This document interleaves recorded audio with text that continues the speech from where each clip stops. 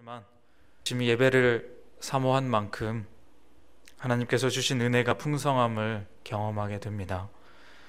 이 은혜가 잊혀지지 않고 우리의 삶을 더욱 풍성하게 하여 더 성숙되고 아름다운 참 그리스도인의 삶 살아가신 우리 모두가 되시기를 주님의 이름으로 축복드립니다.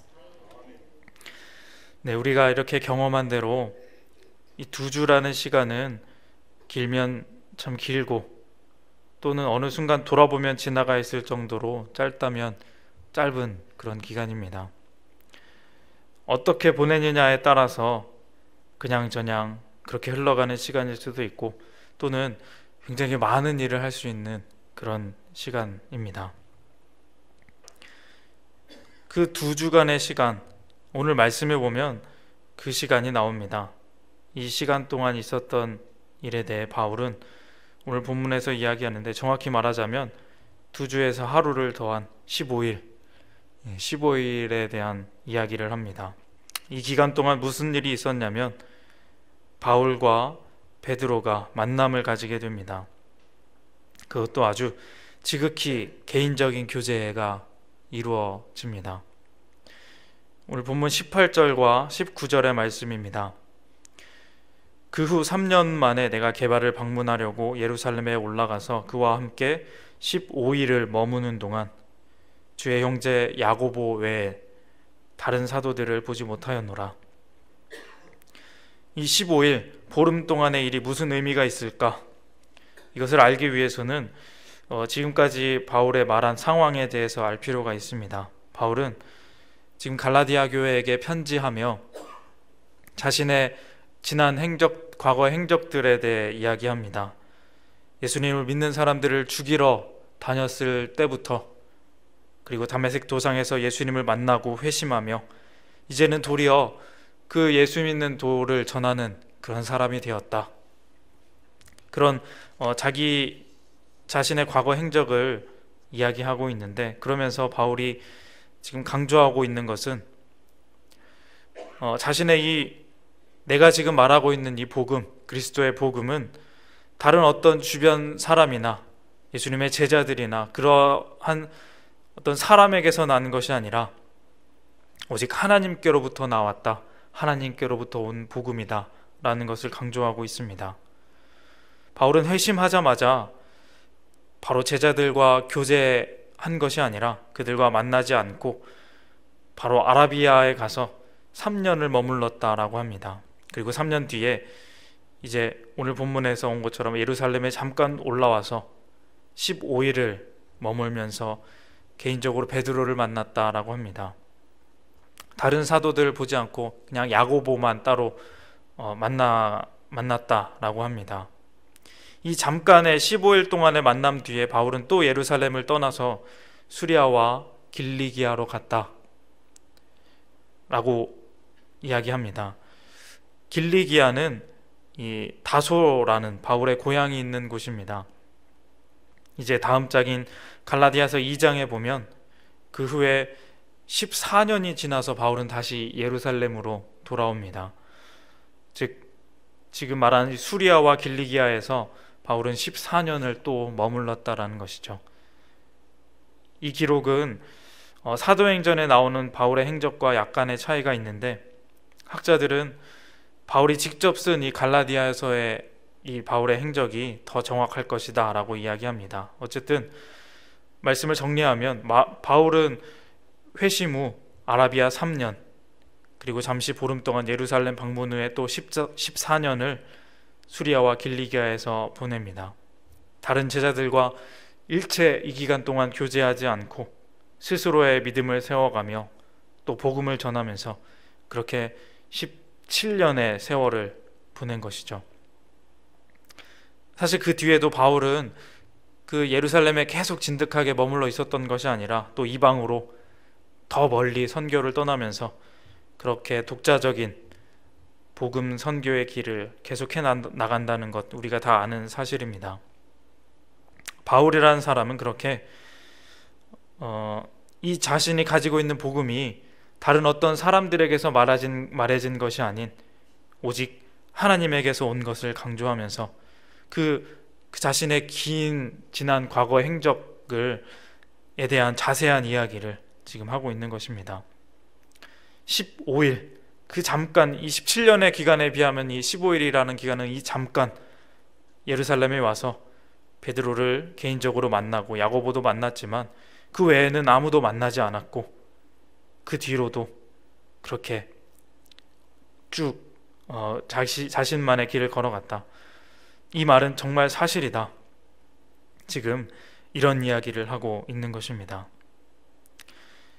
그래서 이 15일이라는 기간은 바울에게서 굉장히 짧은 시간이고 짧은 시간이었다라고 말하고 싶은 그런 뉘앙스의 글입니다. 사실 굳이 말하지 않아도 될 만한, 말하면 오히려 그 바울이 말하고 있는 그것에 좀 도움이 되지 않을 것 같은 그런 시간이지만, 그래도 바울이 하는 말이 정말 진실하다라는 것을 알리기 위해 이 작은 시간의 만남조차도 빠짐없이 바울은 이야기하고 있습니다. 20절의 말씀입니다. 20절, 보라, 내가 너희에게 쓰는 것은 하나님 앞에서 거짓말이 아니로다. 정말 강조하고 싶은 것이 있습니다. 그래서 이렇게 자세하게 이야기하면서 이야기합니다. 나는 정말 오로지 하나님께로부터만 받은 복음을 전한다. 바울은 지금 그렇게 말하고 싶은 것 같습니다. 제자들과 만나지 않았고, 다른 제자들은 오늘 본문에 의하면 자신의 얼굴도 모릅니다. 그들은 단지 예전에 그리스도인들을 그렇게 핍박하고 죽이러 다니던 그 사람이 도리어 이제는 그 복음을 전한다는 소식을 듣고 이제 하나님께 영광을 돌린다, 그런 사실들만 알고 있습니다. 그렇게 바울의 복음은 사람들에게서 온 것이 아닙니다. 그런데 그럼에도 불구하고 바울은 이 15일, 아주 짧지만 그렇다고 그렇게 의미 없는 기간도 아닌 이 보름 동안에 베드로와 아주 개인적인 만남의 시간을 가집니다. 바울은 이 기간 동안 베드로와 어떤 얘기를 나누었을까요? 사실 성경엔 나오지 않아 잘 알 수는 없습니다. 그래도 오늘 참 날씨가 좋습니다, 이런 의례적인 인사나 날씨 얘기만 하진 않았겠죠. 바울이 어떤 이유로 예루살렘에 갔든 이 바울과 베드로의 만남은 선교의 큰 축을 이루는 두 리더 간의 만남으로 서로가 중요시하는 그 복음의 주요 관점에 대한 세세한 논의가 이루어졌을 것이고, 서로에게 아주 귀하고 중요한 시간이 되었을 것임은 분명합니다. 바울은 자신의 일생을 통해 자신의 복음이 스스로 하나님과 교제하며 사람들에게서 해석된 그런 교리가 아닌 온전히 말씀과 계시로만 되어진 복음이다 라는 것을 강조하고 싶었지만, 그래서 그렇게 홀로 지냈지만, 일부러 제자들과의 만남을 제한하기도 했지만, 그럼에도 불구하고 포기할 수 없었던 만남이 있었습니다. 유대 안에서, 유대 땅에서 그 유대인들에게 선교를 하기로 거기에 중점을 둔 베드로, 그리고 바울은 이방인에 대한 선교에 중점을 두었습니다. 그렇기 때문에 선교에 대한 관점이 다르기는 했지만, 베드로가 들었던 예수님의 가르침이나 그리고 교회의 전통, 그리고 관점의 차이가 얼마나 있는지에 관하여 바울은 베드로와 나누는 것이 필요했습니다. 이 15일이라는 시간은 그것을 다 나누기에는 사실 많이 부족한 시간이지만, 그래도 서로에게 놀랍도록 의미 있었던 사건임은 분명합니다. 세기의 만남이란 말이 있습니다.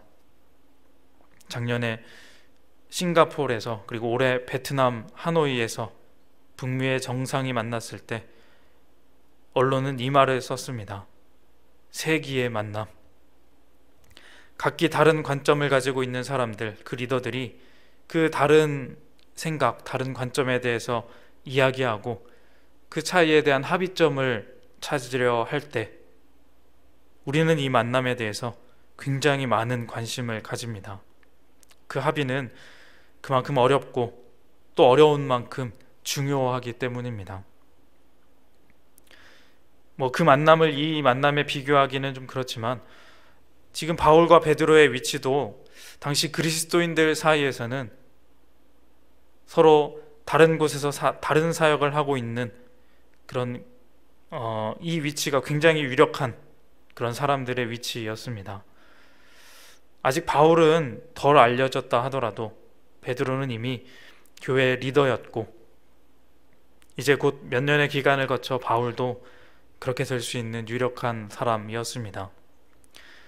복음에 관하여도 분명 서로 분명한 차이점이 있는 다른 관점을 가지고 있었습니다.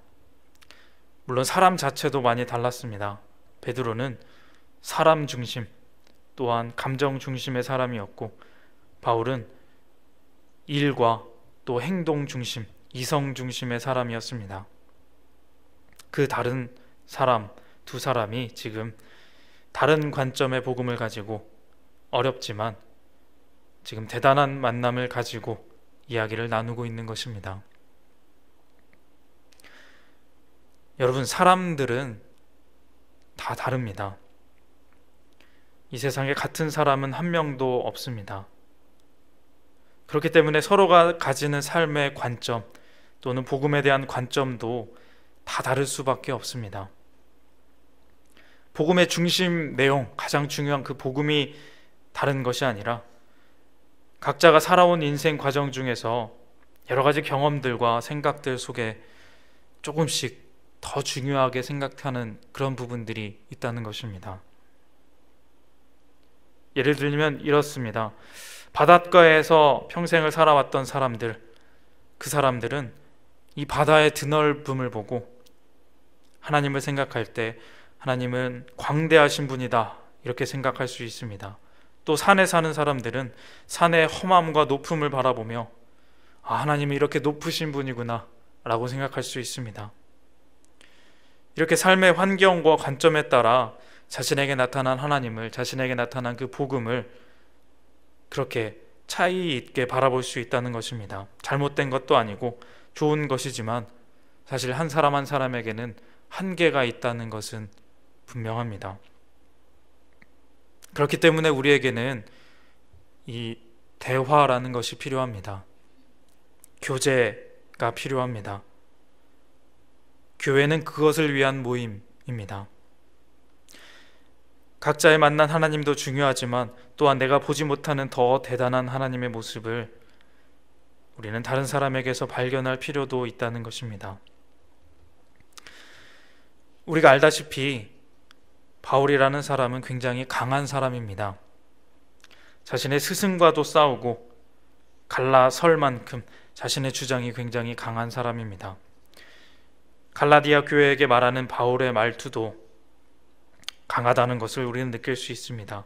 자신이 진리라고 생각하는 일에 목숨을 걸고 행동하는 사람, 틀렸다고 생각하는 것에는 매몰차게 돌아서고 비판하는 사람입니다. 그런 바울에게 이 15일의 시간은 어쩌면 조금은 불편한 시간일 수도 있습니다. 필요치 않다라고 생각되어질 수도 있습니다.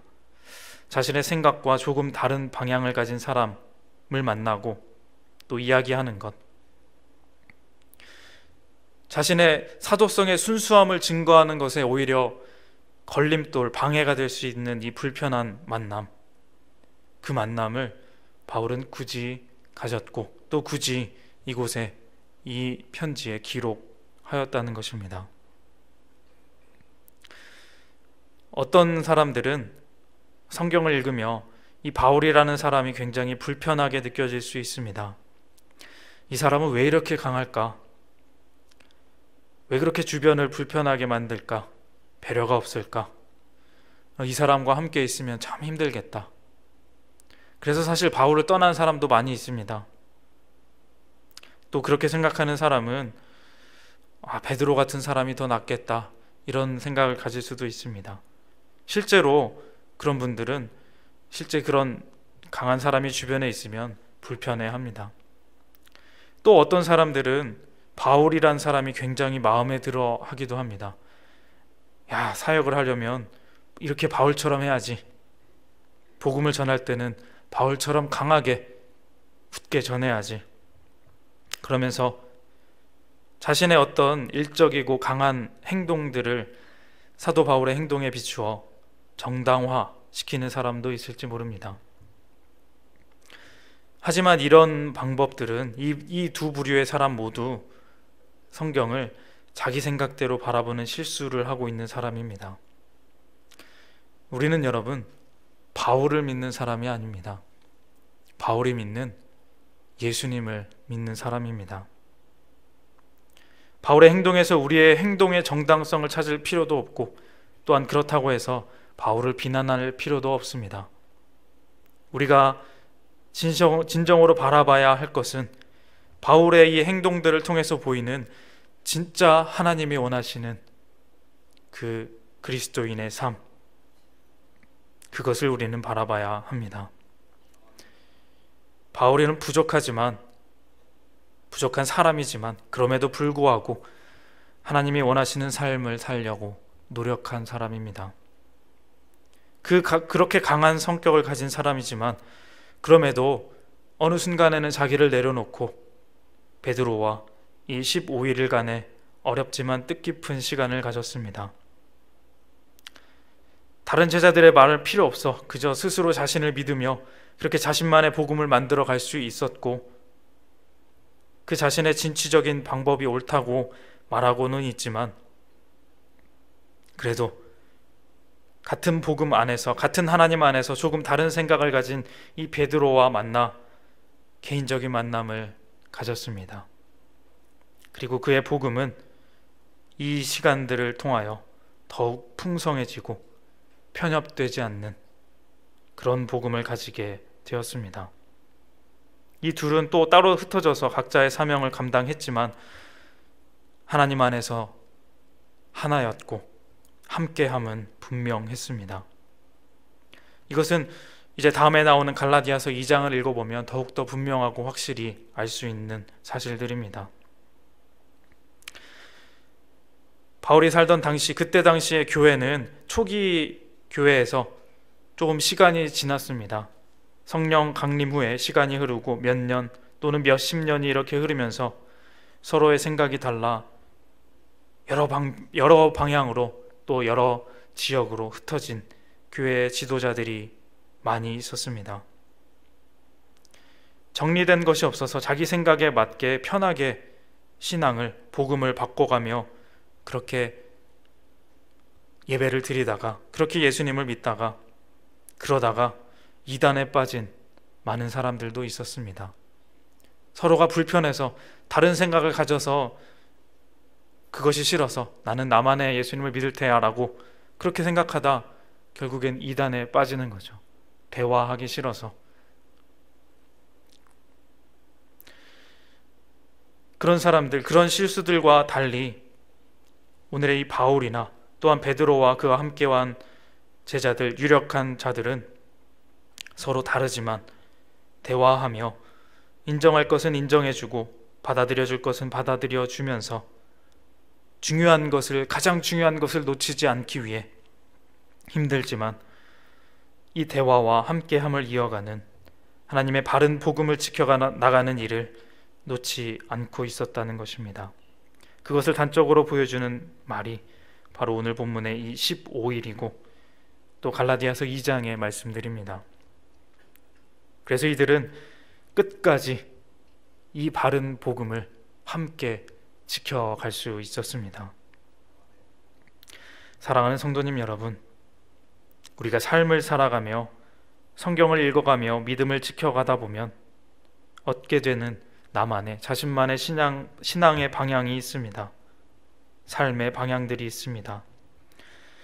또 그것을 굳게 지켜가는 것은 매우 중요한 일입니다. 하지만 그것이 절대적인 것은 아니라는 것을 생각해야 합니다.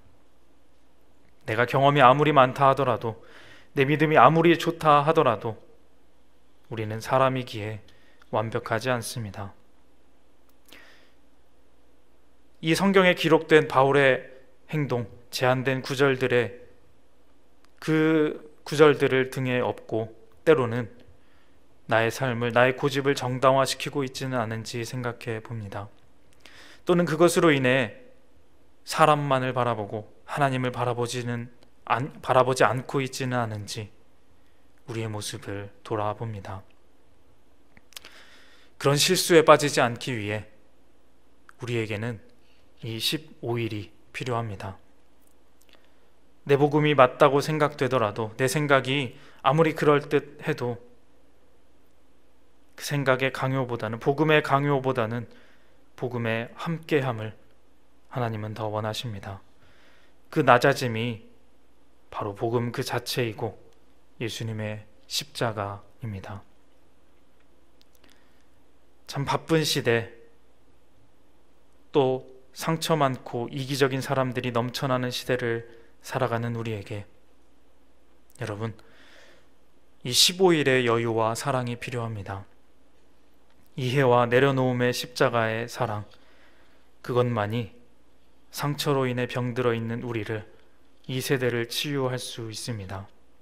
우리에게 참 생명을 주는 복음이 되는 것입니다. 바라기는 함께 기도하는 우리 모든 성도님들의 삶에 진정한 예수님 사랑의 복음이 있기를 소원합니다. 조금은 어렵지만 이해하고 대화함으로 얻어지는 진정한 예수 그리스도의 복음으로의 길로 걸어가시기를, 그리하여서 하나님 주시는 놀라운 은혜와 사랑에 복된 삶 살아가시는 우리 모두 다 되시기를 주님의 이름으로 소망합니다. 기도하겠습니다. 하나님 아버지, 감사합니다. 바울처럼 우리의 삶을 돌아봅니다. 그렇게 지켜왔던 우리의 그 굳건한 복음의 삶을 돌아봅니다. 때론 자랑스럽기도 하고 때론 부족하기도 하지만 그 안에서 우리가 다시 한번 예수님 닮은 삶이었는지 생각해 봅니다. 그리고 나에게 주시는 그 놀라운 십자가의 사랑, 부활의 사랑을 기억하며 다시 한번 예수님의 사랑을 살아가기로 다짐합니다. 하나님, 우리에게 오셔서 나의 마음을 만져주시고 위로하여 주시고 우리의 삶을 진정한 복음의 삶으로 채워주시옵소서. 복음이 주는 놀라운 사랑과 은혜의 복을 받아 누리는 우리 모두가 되게 하여 주시옵소서. 감사드리며 예수님의 이름으로 기도합니다. 아멘.